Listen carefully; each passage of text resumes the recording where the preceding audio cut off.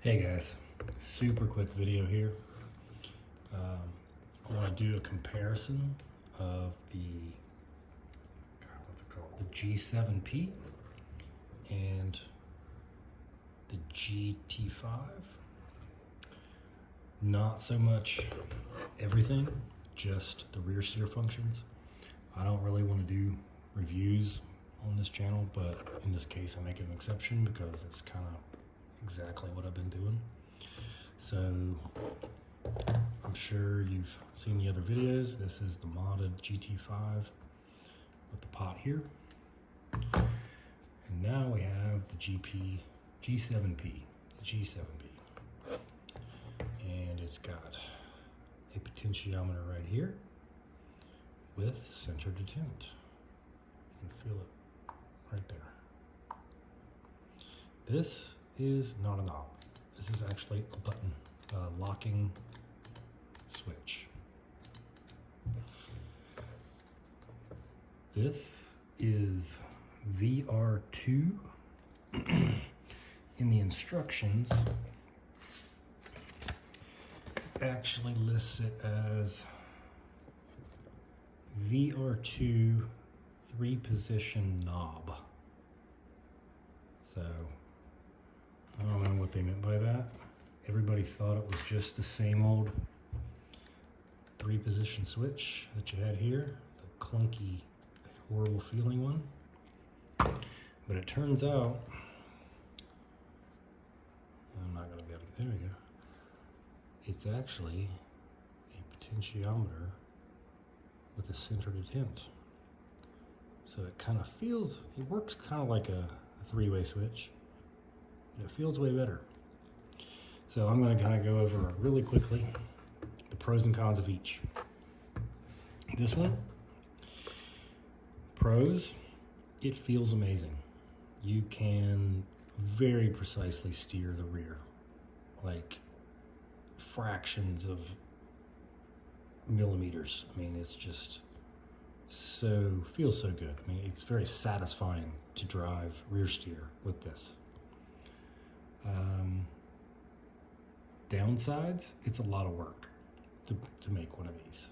I mean, not a lot of work, but if you're into RC stuff, you know, you mod stuff, but you know, you got to take it all apart. It's a whole deal. So there's that.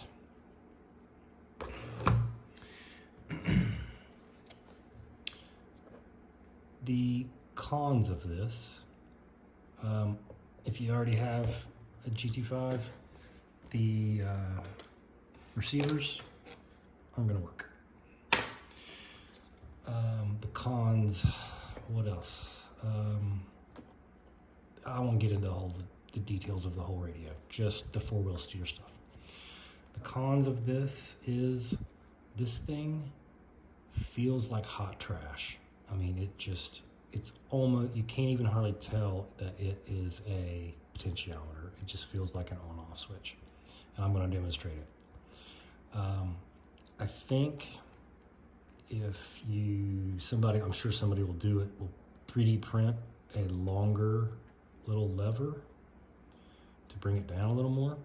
That'll give you a much more fine precision when you're steering it. That might help. The pot is one of those little tiny ones that I forgot to bring in here to show you. It's just minuscule, so there's a lot of wobble on there. That's not super important.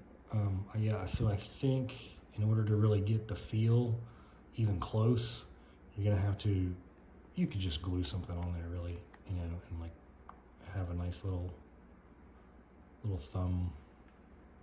But that little nub right there, yeah, it just feels terrible. The throw is, I'll just show you the angles here. That's center, that's full lock, center, full lock, center, center. So you don't get much to work with. But it does have a lot more capability as far as programming. There's custom mixes. There's the 4-wheel steer mixes. There's tons of features packed into this that this one doesn't have. I won't go into all the details. I just wanted to demonstrate one of the absolutely killer things that this does that rock crawlers in general will be interested in. And here it goes. Take me a minute to get my incredibly complicated modded bonkers thing here going.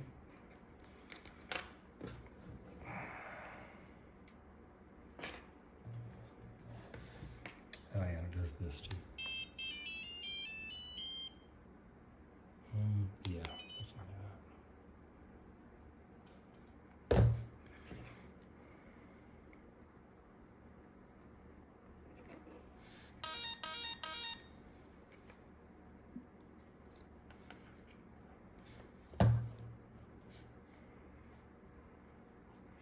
So, keep in mind, this is just my initial impression of it, feeling it in my hand. I literally bought this on Amazon last night, and they said it would arrive next Friday or Saturday. 12 hours. I don't know how they do it, but wow. So it arrived at my doorstep 12 hours later. So the first thing is it steers. Duh. The second thing is it steers in the back. You can see that you can get see how you're still almost, it's almost a 3-position switch. You can, that's your, and the center, because this thing is so short, feels very hard and it like pops. That's being picky, but I'm used to this, which is like butter. So, it works. It does work. I literally got this, I put batteries in this about 10 minutes ago, and I am very good at deciphering really bad Chinese instructions. I didn't even look at the instructions. These really aren't even really instructions. You have to get them online. But I just played around with the mixes a little bit, and I was able to make some magic. And let me show you what I mean. If you're really into crawling, you'll know when you know. Okay, so steering front, steering rear, and then this button is going to activate a mix.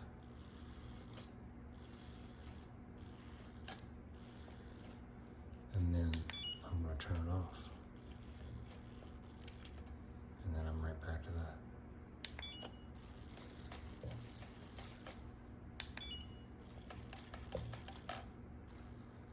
So that is where the mixing stuff really, it's the star of the show. What can we do about that? Can we give a better pot in there?